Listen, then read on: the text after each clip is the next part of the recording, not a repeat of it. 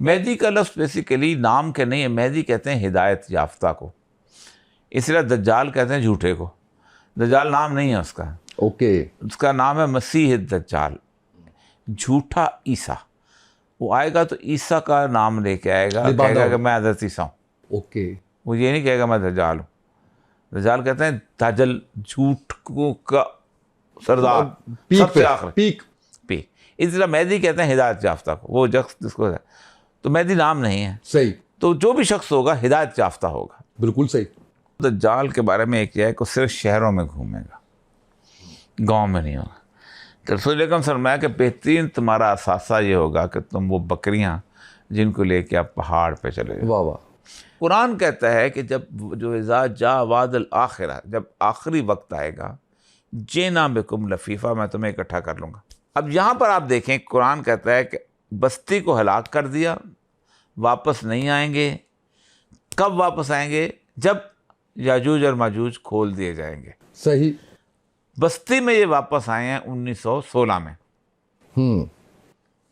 तो कुरान अगर हक है तो हमें ढूंढना चाहिए याजूज माजूज कहाँ हैं। बिल्कुल सही, बिल्कुल सही।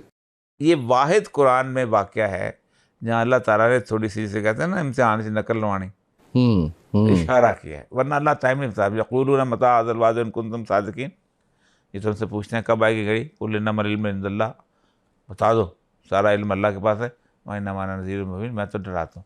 यहाँ अल्लाह ने हम लोगों को थोड़ी सी एक गैस में करा। बिल्कुल सही। अब आते हैं इस वाक़यात को रसूलुल्लाह की हदीसों के और तारीख़ के हिसाब से। आप सल्लल्लाहु अलैहि वसल्लम एक दफ़ा सोए हुए हैं, सोते हुए अचानक आप उठे हैं, आपके माथे पसीने, आपने कहा वैलुल्लिल्लाह, अरब की तबाही। फिर कहा वैलुल्लिल्लाह। तीसरी दफ़ा जब कहा तो आपकी सैयदा ज़ैनब बिन्त जहश मौजूद थी। पूछा या रसूलल्लाह क्या हुआ? कहा याजूज और माजूज ने उस दीवार में सुराख कर लिया। कहा था वब वक्त अल्लाह का वादा आएगा, तो ये बात है आप 571 में पैदा हुए ना जी, तो आप उसमें से डाल दें 60 साल और 50 साल तो डालें ही डालें ना आप। तो आप अंदाज़ा करें कि 600 कुछ उसमें। अब 600 के आप तारीख जाके देखें क्या है।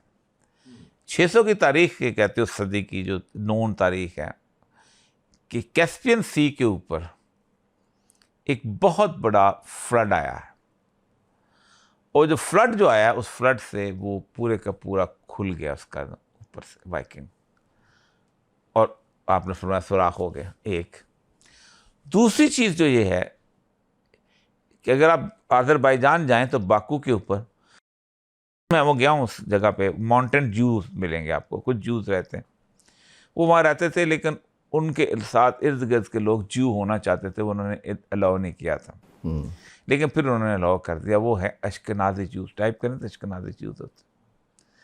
ये अश्कनाज़ी जूस जो थे, ये खज़ा कबीला था जिस यहूदियत कबूल कर ली, लेकिन इन्होंने कमाल ये किया है कि यहूदियत कबूल करने के बाद यूरोप में आए हैं और 2000 साल तक यहूदियों के साथ मिलकर मारें खाई हैं।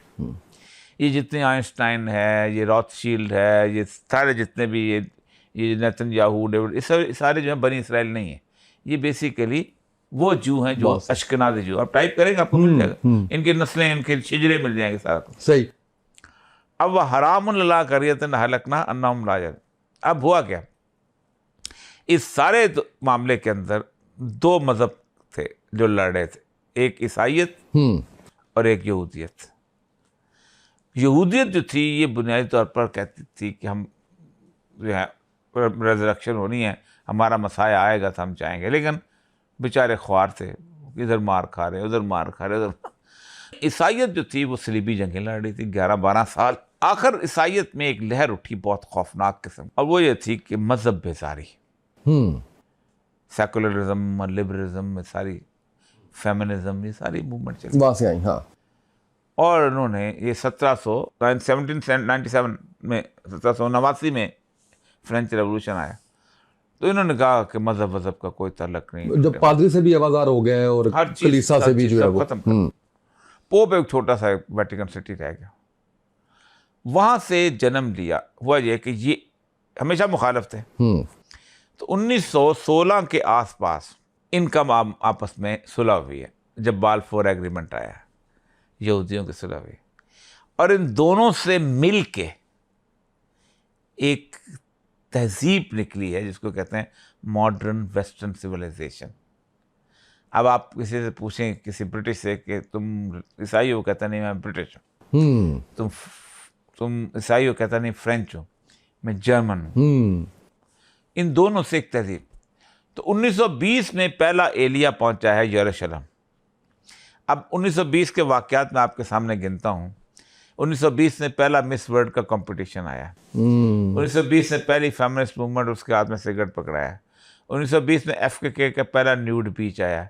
1920 में सबसे बड़ी बात यह है कि जो बैंकिंग का, तो पेपर करेंसी का, वो बिल्टअप हुआ है। 1920 में ये सारे का सारा जितना सिस्टम है ये बिल्टअप हुआ है। कुरान कहता है वहुम मिन कुल्ले हदबिन यनसलून, तुम पर बुलंदियों से हमलावर होंगे, याजूज और माजूज। बिल्कुल बुलंदी क्या है? सेटेलाइट। आपकी फांसी कहाँ से आती है? सेटेलाइट से, बुलंदी से। आपका बैंकिंग सिस्टम कहाँ से आता है? सेटेलाइट से। आपकी सारी के साथ एयर कंट्रोल कहाँ से होता है? ट्रैफिक कहाँ से? वहीं से। इसका मतलब मोबाइल, इंटरनेट, कि ये पूरे का पूरा वो सिस्टम है। तभी इसीलिए अल्लाह तबारक व तआला ने ये कहा है कि ये जहन्नम की काउंट, हमारा नहीं, जहन्नम की काउंट में से 999 ये होंगे और एक तुम होगे। ओवरऑल काउंट नहीं, हम ओवरऑल काउंट गिनते हैं, ओवरऑल नहीं। वहां आग में जो पड़े होंगे ना, ये 999 होंगे और एक हम होंगे। उनकी कसरत तो बहुत ज्यादा होगी। यही वजह है कि जो आखिरी जंग हजरत ईसा की होगी जी, वो ये है कि याजूज और माजूज जो है वो कहते हैं दुनिया पे कब्जा कर लिया। तो फिर क्या, अब आसमान वालों को हम कब्जा, तो आसमान पे तीर चले। आसमान में कौन है? फरिश्ते, सेटेलाइट, सॉरी, ओके। ये अभी जो चाइनीज ने जाके मारा, सारा कुछ किया, तो वो फिर वो अल्लाह, फिर वहां भी मौजज़ाती तौर पे हज़रत ईसा को अल्लाह कहेंगे कि इनको फिर वो मर्ज लगेगी, वो जिसके बाद फोड़ा निकलेगा, मर जाएंगे, फिर परिंदे आएंगे, वो खाएंगे, फिर उनको पानी आएगा, बहा ले जाएगा। हज़रत ईसा के बाद मौजज़ाती और तकवीनी दुनिया शुरू हो जानी है। उससे पहले मादी, यही वजह है कि हज़रत ईसा से पहले लड़ाइयाँ हैं, खौफनाक लड़ाइयाँ हैं। इमाम महदी का भी दौर है, बाकी लोगों का भी दौर है, सारा कुछ वो जो आजकल शुरू हो चुका है, जो नज़र आ रहा है। तो ये है सारी। बिल्कुल सही सर। इस पे छोटा सा एक चीज़ मुझे ये बता दीजिएगा, बरमूदा तकोन, उसका भी किसी चीज़ से ताल्लुक है या सिर्फ वो बिला वजह मिलाया जा रहा होता है? हम करते हैं सब कुछ कि बरमूदा में क्या करने जाएंगे याजूज माजूज। देखें, मैं जो 3-4 सवालात है ना जी, जब आपने कहा कि वो अपना उसमें कर ली, अपना क्या नाम है, सुराख कर लिया, तो सवाल पूछा गया कि याजूज माजूज कौन है। तो फरमाया कि बनी नौ इंसान में से अल्लाह ने एक ऐसी कौम पैदा की है कि जो 90 तुम होंगे, 10 वो होंगे, 10 तुम होंगे। फरमाया हम इन पर काबू पा लेंगे? उनका नहीं। फरमाया अगर इनको खुला छोड़ दिया तो क्या करेंगे? फरमाया ये माश में फसाद पैदा करेंगे, disturbance in the economic system of the world. ये सूद का निज़ाम, ये बैंकिंग, ये इंटरनेट, ये सारी इंटरेस्ट सिस्टम, सारा पूरे का पूरा कॉर्पोरेट इवन था। तो ये बेसिकली ये पूरे का पूरा याजूज और माजूज। इसीलिए अल्लाह तबारक तआला ने याजूज और माजूज को बड़ा क्लियरली कुरान के अंदर अल्लाह तबारक तआला ने बताया। ना दज्जाल का जिक्र कुरान में है, हज़रत ईसा का इशारतन जिक्र है कि वापस आएंगे, इसलिए नाम महदी का जिक्र है कुरान के अंदर, कोई जिक्र सिर्फ याजूज और माजूज का जिक्र। अच्छा सर, मुझे 2 चीज़ें और जाननी है आपसे। इस वक्त बड़ी बात की जा रही है कि दुनिया के अंदर पोर्टल्स मौजूद हैं दूसरी दुनिया में जाने के लिए, और टाइम ट्रैवल के ऊपर भी बड़ी बात हो रही है, क्योंकि आपकी इतनी रिसर्च, इतना इल्म है आपके पास, और ज़ाहिर है कि इस्लामिक हिस्ट्री और सारी चीज़ों के ऊपर। इसमें एक बात ये भी कही जा रही है कि नबी पाक सल्लल्लाहु अलैहि वसल्लम ने भी मेराज की रात टाइम ट्रैवल किया था। आप इस बारे में जो आपका इल्म है वो क्या कहता है? पहली बात यह है कि आइंस्टाइन जो है ना जी, उसने आके पूरी दुनिया जो है तब्दील कर दी साइंस की, और उसने हकीकतों को बहुत वादे किया है चीज़ों को। उससे पहले कि साइंस की दुनिया बड़ी छोटी महदूद थी। साइंस का मामला पता है क्या है सर? कि साइंस 200 साल तक एक चीज़ को सच कह के पढ़ाती है, और 200 साल बाद कहती है हम तो झूठ बोल रहे थे। मतलब साइंस ने 200 साल तक पढ़ाया कि ज़मीन और आसमान के दरमियान एक ईथर, एक सब्सटेंस है। उससे उन्होंने लाइट की स्पीड साबित की, हीट की इंटेंसिटी साबित की, सब किया। अचानक आइंस्टाइन कहता है कि ईथर तो एग्जिस्ट नहीं करता। तो वो कहता है तुम सच के नाम पे क्यों पढ़ा? इसीलिए अब रिलेटिव ट्रूथ आ गया, पर ना साइंटिफिक ट्रूथ होता था उसको। तो उसकी जो थ्योरी है, उस थ्योरी की दो बहुत अहम तरीन चीज़ें थीं जिसके ऊपर से आज अगर सर सैयद ज़िंदा होता तो फरिश्तों को भी मान लेता, मेराज को भी मान लेता। उस वक्त नहीं मानता क्योंकि साइंस एक थी कि जो अगर 1,24,000 मील पर सेकंड के रफ्तार से किसी बॉडी को ट्रेवल कराया जाए तो वो टाइम एंड स्पेस से बाहर हो जाती है, तो उसमें टाइम एंड स्पेस का असर नहीं होता। एक तो ये चीज़ थी बड़ी इंपॉर्टेंट। दूसरी चीज़ जो थी उसकी ये थी क्वांटम थ्योरी। क्वांटम थ्योरी जो है वो इतनी कमाल है कि उसने एक कुरान की आयत है योमनून बिल गैब, गैब पर ईमान लाओ। तो अल्लाह ने ये नहीं बताया गैब अल्लाह है, गैब रसूल सल्लल्लाहु अलैहि वसल्लम है, गैब क्या है, गैब फरिश्ते हैं ना, अल्लाह ने पूरा गैब कर दिया। तो क्वांटम थ्योरी कहते हैं ये जो मेज़ आपके सामने रखी है, ये मेज़ जो है ये एटम से बनी है। बिल्कुल सही। और इस एटम का आगे जो है दो हिस्से हैं, वो हैं इलेक्ट्रॉन और प्रोटॉन। अच्छा, ये दोनों जो हैं ये इंसान की पूरी तगोदो के बावजूद इसको इंसान नहीं देख सकता, या इसकी मूवमेंट से अंदाज़ा करता है या इसकी हीट से अंदाज़ा करता है कोई चीज़ है। इसका मतलब ये पूरी की पूरी मेज़ गायब है। बिल्कुल सही। आप इसके एब्सेप्शन को तो आप नहीं देख सकते, तो इस पूरी कायनात गायब है। इसी तरह जो जेनियम का प्रोजेक्ट है ये वो। तो एक बात तो ये है कि यकीनन पोर्टल्स होंगे यकीनन, लेकिन कुरान बड़ा वाज़ेह है। कुरान कहता है या माशरल जिन्न वल इंस इन इस्तताअतुम मन तनफुज़ू मिन अक़तारिस समावाति वल अर्द फनफुज़ू ला तनफुज़ून इल्ला बिसुल्तान। क्या जिन्नो इंसान तुम ज़मीन और आसमान के किनारों से बाहर निकल जाओ, तुम नहीं निकल सकते इल्ला बिसुल्तान, हाँ ज़ोर से निकलोगे बाहर। निकल सकते हैं, जाते हैं सब कुछ ज़ोर से, लेकिन मसला सारा पता क्या है कि इंसान जितना भी आगे जाता है, खा पोर्टल में ट्रेवल करता है, खा टाइम में ट्रेवल करता है किसी जगह, उसको अपनी मज़ीद बेबसी का एहसास होता है, मज़ीद कमाईगी का एहसास होता है। जब तक ब्रीफ हिस्ट्री ऑफ टाइम नहीं लिखी गई थी इसकी स्टीफन हॉकिंस की, तो इंसान कहता था ये बस 7 सियारे मरीख है फलाना फलाना। उससे कहते ब्लैक होल और इस कायनात, वो कहता है कि 3% दुनिया जो है वो रोशनी में है, बाकी तो 97 अंधेरे में, हमें पता ही नहीं है उसके अंदर है क्या और क्या चीज़। तो फिर बिग बैंग, तो असल मकसद ये है कि इंसान बड़ी अजीबोगरीब, दावे बड़े ज़बरदस्त हैं। औकात इसकी ये है कि जितनी तेज़ी से शानदार तरीके से कुत्ता सूंघ सकता है, इंसान नहीं सूंघ सकता। वाह। जितनी बेहतरीन तरीके से मक्खी देख सकते हैं, इंसान नहीं देख सकता। अब दावे इतने हैं इसकी कि जनाब पता नहीं क्या इतनी है और इतना जो है वो जितनी अलार्म सिस्टम जानवरों के अंदर है जल्जले में आने के, ये लेबॉर्ट्रियाँ काम करके नहीं कर सका। लेकिन कैसे नहीं कायनात की ढूंढने वाला सितारों के गुज़रगाहों का अपने क्या है, अपने अफकार की दुनिया में सफ़र न कर न सका, जिसने सूरज की शुआओं को गिरफ्तार किया, ज़िंदगी की शब तारीख सैर कर न सका। इकबाल, मेरा जो शौक है ना वो बढ़ता चला जा रहा है। मुझे ये बताइए कि जो दूसरी दुनियाओं के बारे में कहा जाता है कि वहाँ पे भी मखलूक़ात मौजूद हैं, इस हवाले से देखिए यकीनन होंगे। देखिए अल्लाह तबारक व तआला ने हमें उसको जानने का मुकफ़ल, एक बात यह है कि जानना चाहिए। हमने जो ज़िक्र की डेफिनेशन की हुई है ना, वो ये की हुई है कि एक तस्बीह उठाई और या अल्लाह या अल्लाह या अल्लाह या अल्लाह या अल्लाह या रहीम हो या करीम हो, करना चाहिए, बहुत अच्छी बात, अल्लाह का नाम जिक्र। लेकिन कुरान में जो ज़िक्र की डेफिनेशन, एक तो ज़िक्र खुद कुरान, इन्ना नहनु नज़्ज़लना ज़िक्र व इन्ना लहू लहाफ़िज़ून, हमने ये ज़िक्र उतारा है और हम इसकी हिफाजत करें। लेकिन कुरान ज़िक्र की रेफरेंस बड़ी कमाल करते हैं। अल्लज़ीना यज़्कुरून अल्लाह क़यामन व क़ऊदन व अला जुनूबिहिम, मेरे बंदे जो हैं वो खड़े हुए, पहलू के बल लेटे हुए और बैठे हुए मेरा जिक्र करते हैं। और कैसे करते हैं? वो यतफ़क्करून फ़ी ख़ल्क़िस समावाति वल अर्ज़, जो कुछ हमने इस दुनिया में तख्लीक किया उसमें गौर व गौस करते रहते हैं। और जब वो गौर व गौस करके वापस आते हैं तो पता क्या कहते हैं? रब्बना मा खलक़्ता हाज़ा बातिला, अल्लाह तूने कोई चीज़ गलत तो पैदा ही नहीं की। वाह वाह वाह वाह, सुभान अल्लाह, सुभानक व क़िना अज़ाबन्नार। ये अब जो लोग PhD करते हैं या जो लोग मास्टर करते हैं, वो एक मजमून पढ़ते हैं रिसर्च डिज़ाइन एंड मेथडोलॉजी। मैंने कुछ 8 साल ये मजमून पढ़ा है। उसकी 3 स्टेजेस होती हैं।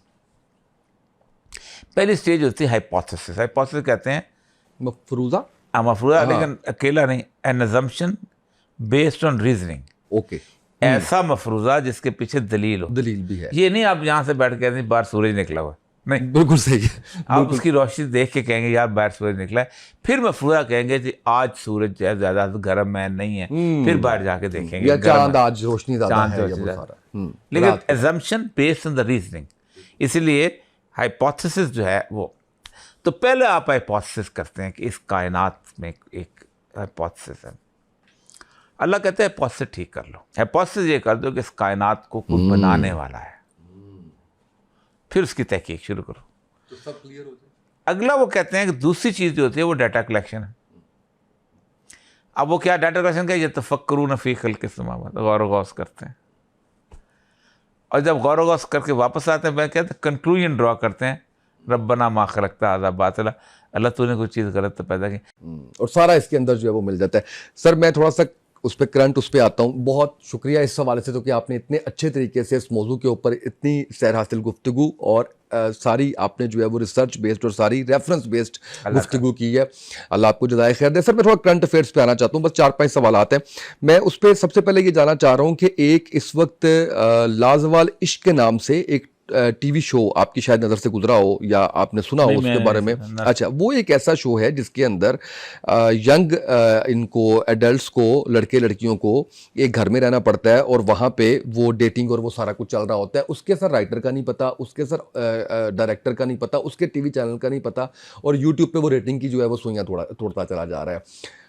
क्या समझते हैं आप कि हम किस तरफ जा रहे हैं, ये कहाँ से चीज़ें ले रहे हैं, और उनके ऊपर मजहबी तबका उस पर तनकीद भी कर रहा है, उसके ऊपर आवाज़ भी उठाई जा रही है, लेकिन वो अपनी उसकी दूसरी एपिसोड और वो सारा मामला जो है वो चलता चला जा रहा है। देखिए मैंने कुछ 17 साल ड्रामा लिखा पाकिस्तान टेलीविजन के लिए। 1990 में पहला प्ले आया था मेरा, और 2017 में मैंने तकरीबन 2007 में मैंने आखिरी प्ले, 17 साल हो गए। और मैंने छोड़ा अभी इसी वजह से था कि हालात ऐसे हो गए थे कि अब कम से कम मेरे लिए मुश्किल नहीं हो गया था ड्रामा लिखना, और उनकी डिमांड्स और तरह की थी, चीज़ें और तरह की थी, कहानी ख़त्म हो गई थी। लेकिन एक बात कहूँ आपको, हम उसका काउंटर करने का की जो है ना, हम उसकी मेहनत भी नहीं करते। 25 साल लगाए उन्होंने, ये सारे इस तरह के भतीजे का खाला के साथ इश्क हो रहा है तो इनफाइडेलिटी हो रही, एक करते को लाया था, उड़ा के परे मारा था ऐसे और उसने बता दिया था कि लोग क्या देखना चाहते हैं। ये बेसिकली जो मीडिया है हमारा, ये बेसिकली वो है जो कि खुजली होती है ना किसी बंदे को, तो उसको सबसे ज़्यादा मज़ा जो है वो खुजाने में आता है। वो कहते हैं आप पीछे 2 बंदे आओ ना, खुरक खुरक। तो जो सेहतमंद होता है उसको तो पता भी नहीं होता कि खुजली करने का मज़ा क्या होता है। ये खुजली का मज़ा है। हम अब लोगों से कहते होते हैं, हमारे साथ अमजद साहब थे, हम फातिमा सैयद बजिया थी, यसीन मईन थी, बाकी लोग। तो मैंने कहा था कि आप ट्रेंड सेटर हो, ये मत कहो कि आप माशरे को रिप्रेजेंट करते हो, बिल्कुल गलत है। आप माशरा क्रिएट कर रहे होते हो। मैंने कहा देखिए मेरे बचपन में मेहंदी नाम की कोई तकरीब नहीं थी, आज आपने इस पाकिस्तान को फंसा दिया है। अगर 5 लाख रुपए शादी में खर्च होता है तो 8 लाख रुपए मेहंदी में खर्च होता है। आपने तबाह बर्बाद कर दी। आज आप अपनी शॉपिंग लिस्ट उठाएं जो कि 25 साल पुरानी उठाएं, 30 साल पुरानी उठाएं, तो आप कम से कम 50% चीज़ें ख़रीदते ही नहीं थे। आप ये टिश्यू पेपर नहीं ख़रीदते थे, आप जनाब ये वो कोक की बोतलें नहीं खरीदते थे रात शाम को जब खाने के साथ होती हैं, आप ये शैम्पू नहीं खरीदते थे, मीठे की बहुत सारी चीज़ें, हर चीज़ बहुत सारी बेशुमार चीज़। तो ये ख़ास तौर पे बेचने का ढंग है। उसी के अंदर फिर असल मसला पता है क्या, कि बैंकॉक हो, कराची हो, इंग्लैंड हो, लंदन हो, जब तक सब लोग एक तरह का पिज़्ज़ा नहीं खाएंगे, एक तरह की जीन्स नहीं पहनेंगे, एक तरह की YSL की लिपस्टिक नहीं इस्तेमाल करेंगे, एक तरह की शर्ट नहीं होगी, उनका माल नहीं बिकता। 30 रुपए का बंद कबाब होता था, 250 रुपये का बर्गर खा रहे हैं आप। 40 रुपये का कतलम्मा होता था, 1400 रुपये का पिज़्ज़ा खा रहे हैं आप। ये बड़े जालिम लोग हैं। इनकी खटियापन की सूरत हाल ये है। मैं एक शहर बैंकॉक जहाँ तकरीबन 6 लाख तवाइफें हैं, रजिस्टर्ड तवाइफ है जी।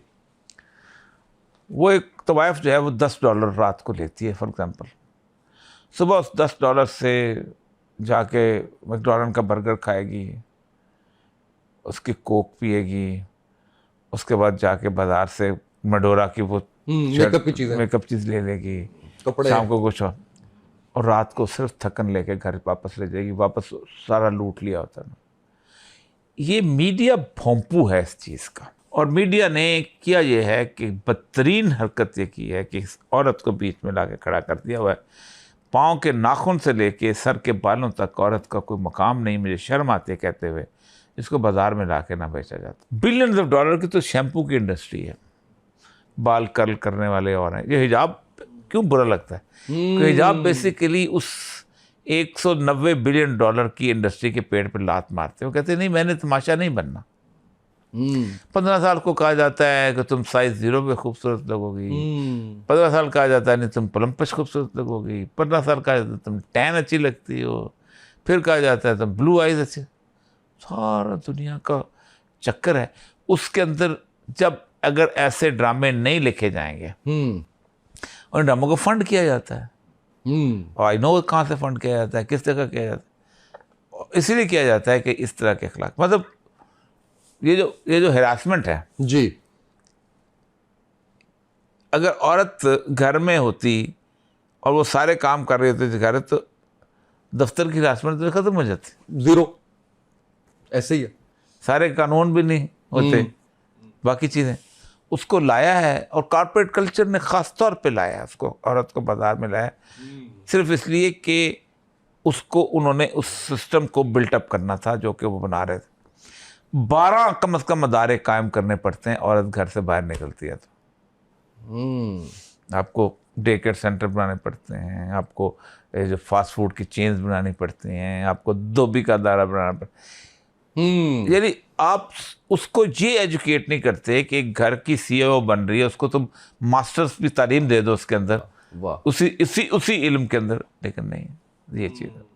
वैसे आप इस पे तो अग्री करते हैं कि औरत अगर काम करना चाह रही है तो कर ले, लेकिन अपने हदूद के अंदर। देखिए पहली बात तो ये है कि इस पे भी इख्तलाफ पाया जाता है। मैं बिल्कुल करना चाहिए। मैं क्यों करूँगा? अगर मैं 10 साल से घर में बैठ के यूट्यूब चलाता हूँ, सब कुछ, मेरी दफ्तर जाने की थकन, मेरी दफ्तर जाने की गिलाजत, मेरी रोज़ जनाब चीफ मिनिस्टर का फलाना ये ख़त्म हो गया।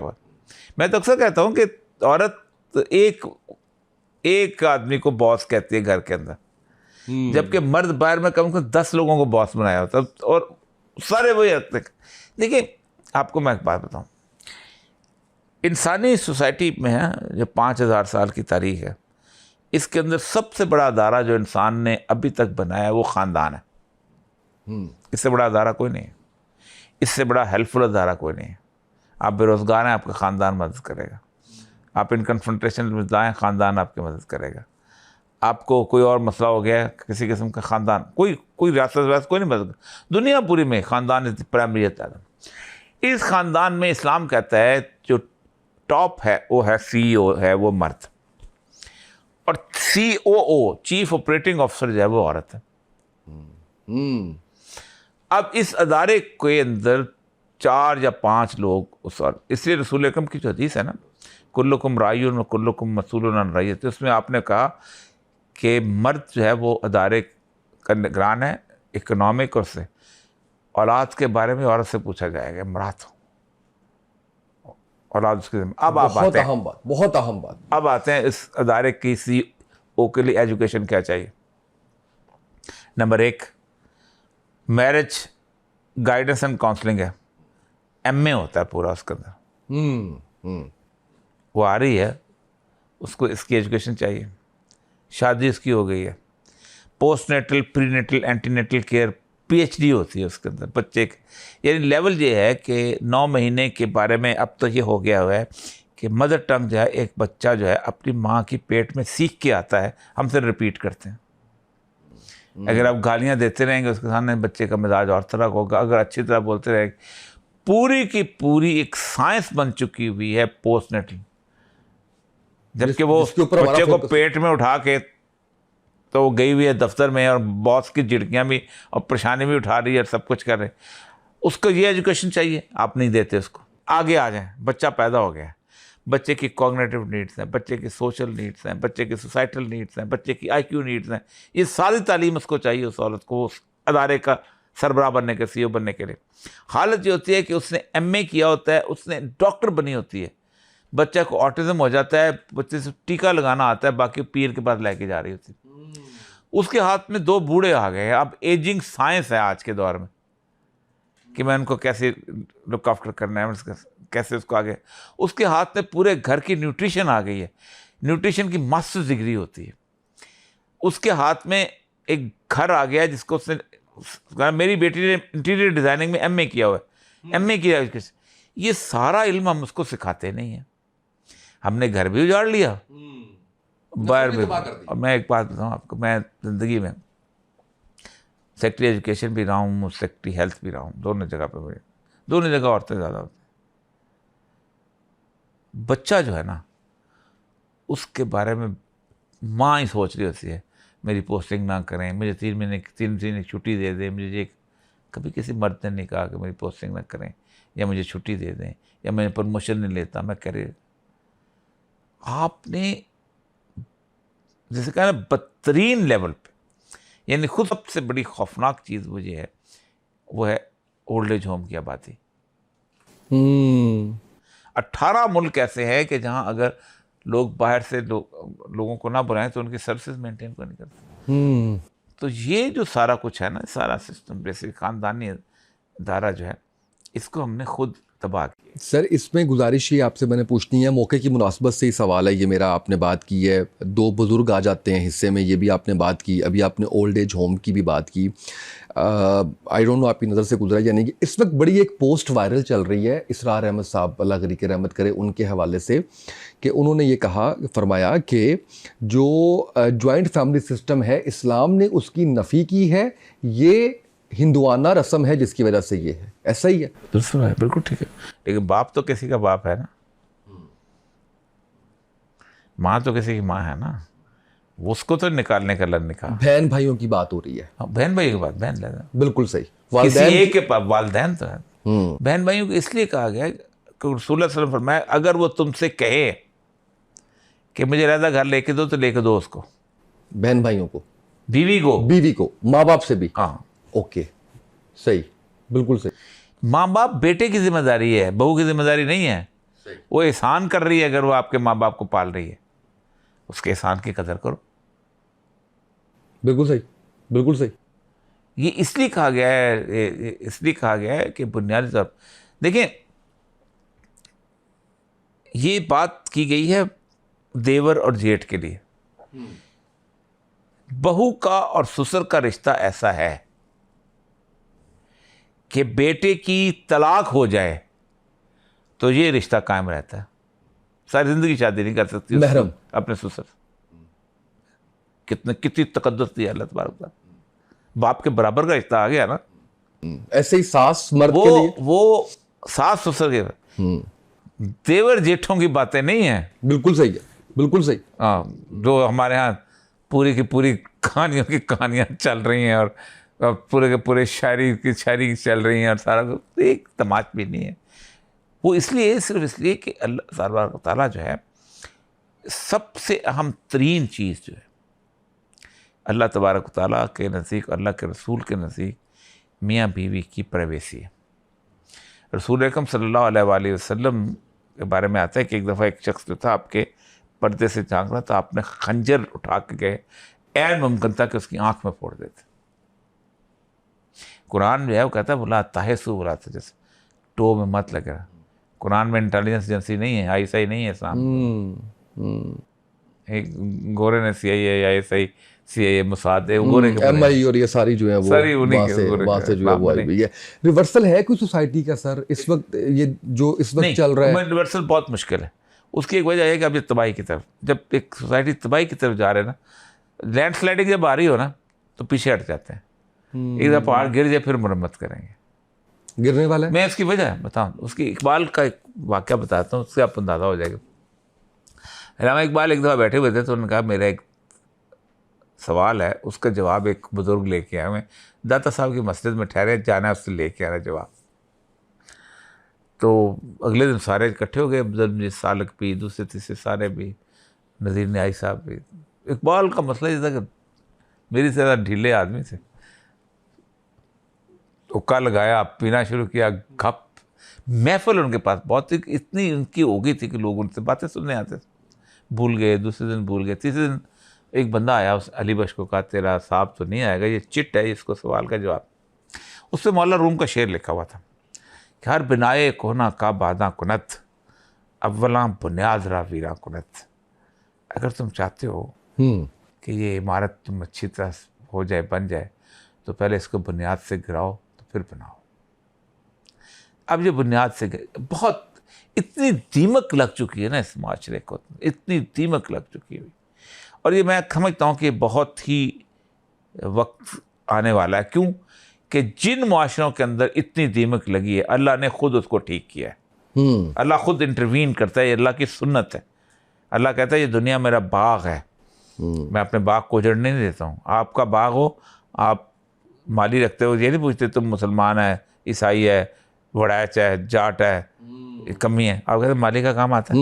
ये इसको खूबसूरत कितना बनाओगे, माली का काम, माली का काम। हमें माली का काम आता था, दुनिया में मिली हुई थी, हमें नहीं आता, हमें नहीं मिली। फ्रांस तबाह हुआ, अल्लाह ने कुत्तों के पुश्ते लगा दिए तब ठीक। ये जितने माशरे आज बने हैं ना, एक खून की नदियां अबूर करके पहुंचे। हमने भी ऐसे ही पहुंचना। कोई ऐसा माशरा आज तक ठीक हुआ ही नहीं। ये जो ऑलिवर क्रॉमवेल, वो सारा जो देखे, प्रिंस चार्ल्स को उठा के यूं उसने ज़िबा कर दिया था उसने। ये जो फ्रेंच रेवोल्यूशन आया, हाथ देखते थे, अगर वो नरम होता था गर्दन उड़ा देते थे, कॉलर देखते थे, अगर खाली मैल नहीं होती थी गर्दन उड़ा। तो हम माशा इस सतह पे पहुंच गए, हम बेशर्मी की हद तक झूठ का साथ देते हैं और खाइन का, बददियानत का साथ देते हैं।